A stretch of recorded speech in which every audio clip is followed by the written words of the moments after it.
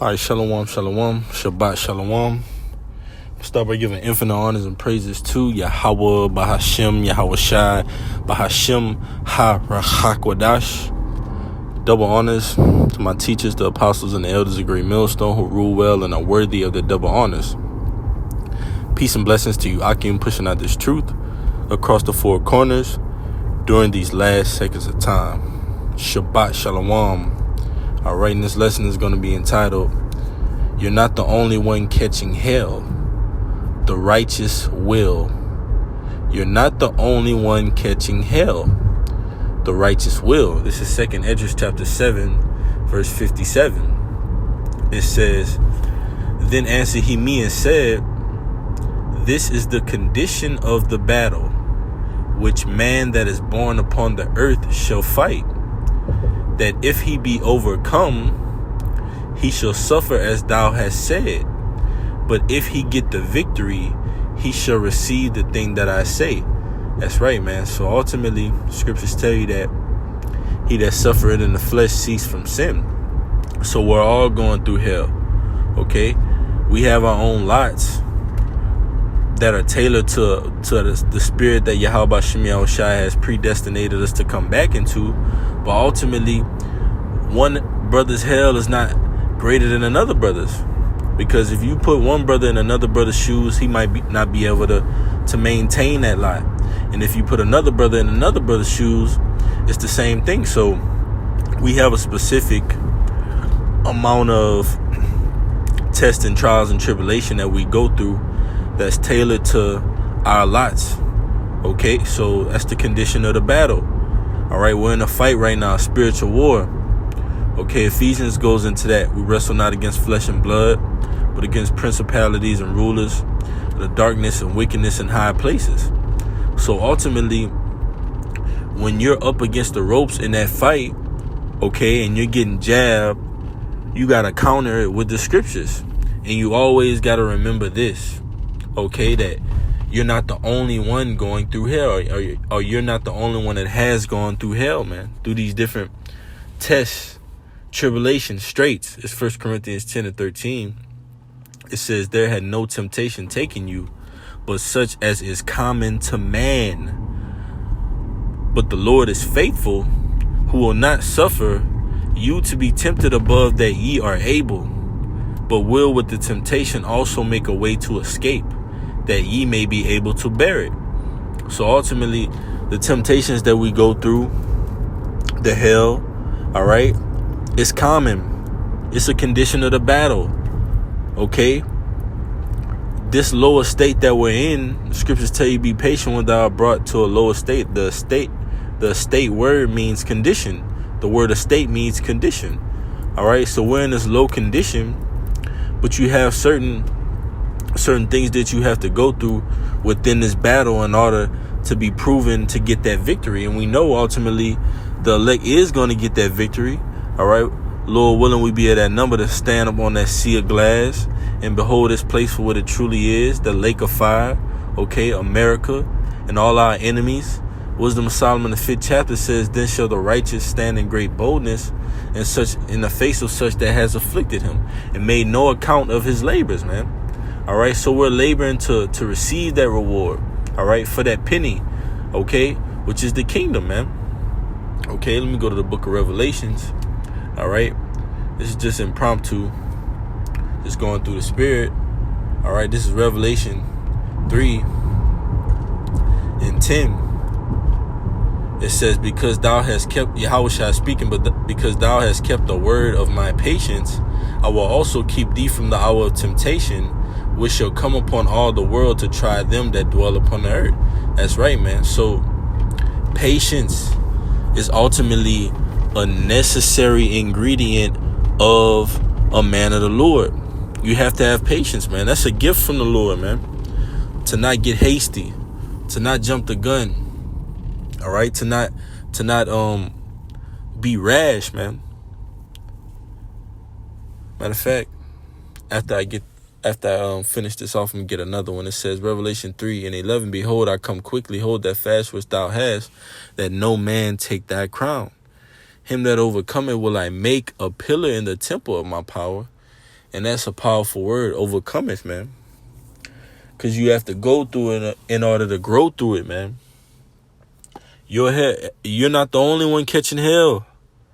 Don't think about your situation and say, hey, man, there's nobody else is getting it like me. Why am I just in this estate that I'm in?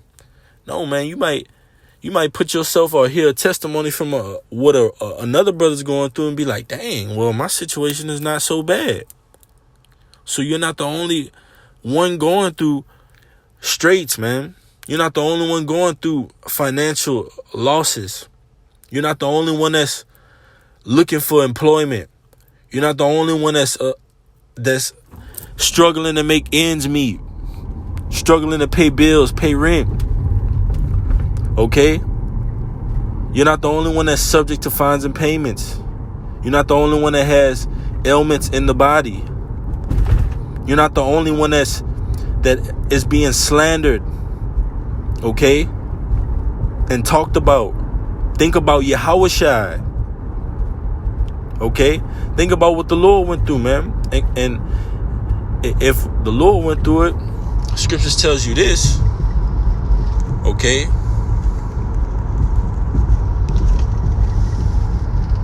This is John 13:16. It says, verily, verily, I say unto you, the servant is not greater than his Lord, neither he that is sent greater than he that sent him. So we're not greater than Yahawashi. Yahawashi is not greater than the Father, man. We have to go through Yahawashi in order to get to the Father. And that's why we're laboring.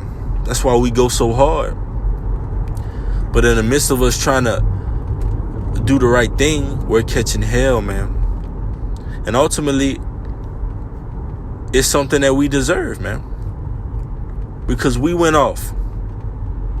All right? We transgressed against Yahweh Bahashem Yahawashi. So you do the crime, you have to pay the fine or do the time, man. And we're subject to that sentence, man, that we're serving. But that sentence is almost up. So don't get rash in your mind and say, man, hey, I'm the only one that's catching hell out here. No, man, your brothers in this truth alongside of you, all right, they're catching hell too. It's a balance. The Lord wants us to be balanced, all right, not partial, not divided. A house divided cannot stand. We got to be balanced. We got to be able to stand on business in these latter days, man, in these last seconds of time. Okay? And that requires us to be put through the fiery trial. And it indeed is fiery.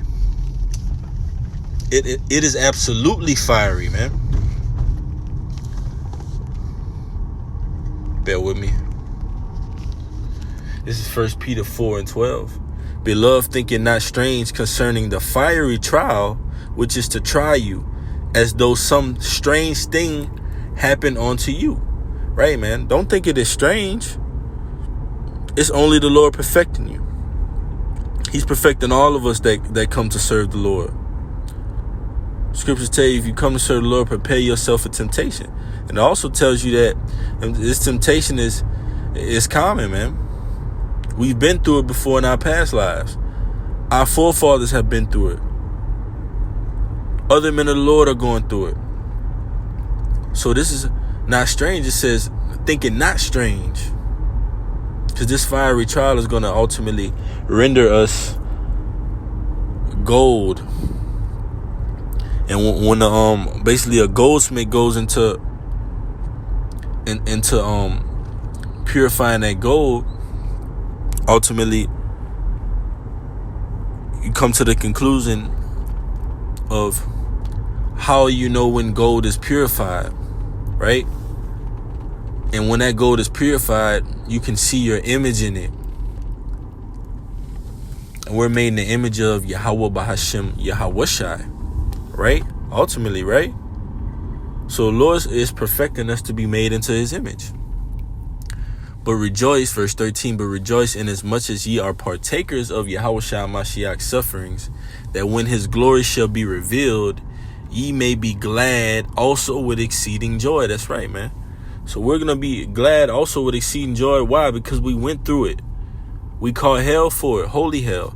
But it says, verse 14, if ye be sufferers, if ye be reproached for the name of Yahushua Mashiach, happy are ye, for the spirit of glory and of the Lord rested upon you. On their part he is evil spoken of, but on your part he is glorified, man. So we glorify the Lord, man. How do we glorify the Lord? By going through this fiery trial for the Lord, man, because we owe it to him. So you're not the only one catching hell. Lord willing, this message was edifying.